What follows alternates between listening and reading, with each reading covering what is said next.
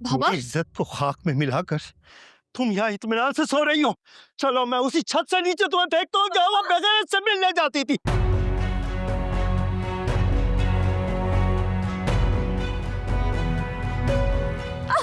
बाबा बाबा मत कहो मुझे बाबा, मत कहो। अरे तुमने इस सफेद दाढ़ी को पूरे मोहल्ले में सरेआम नीलाम कर दिया।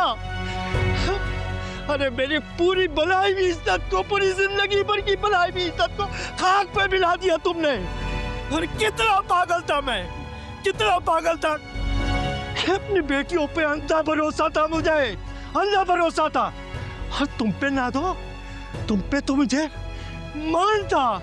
अरे मानता, तुमने ही मुझे डस लिया।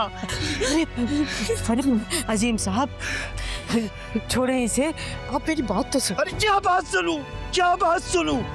अगर घर के चिराग से ही घर को आग लग जाए तो मैं किसके पास जाऊं, किससे गिला करूं? आधी रात को जब पूरा घर सो रहा होता था, या छत पर मिलने जाती थी उस बदबख्त कमबख्त इंसान इमरान से, तुमने मेरे ही पीठ पे छुरा घोंप दिया। बाबा मेरी बात सुने बाबा, मैंने कुछ नहीं किया, मैंने कोई गुनाह नहीं किया। अरे चुप रहो, चुप रहो बिल्कुल। तुम्हारी जबान से निकला हुआ एक एक लफ्ज मेरे कानों में पिघला हुआ शीशा बनकर उतर रहा है।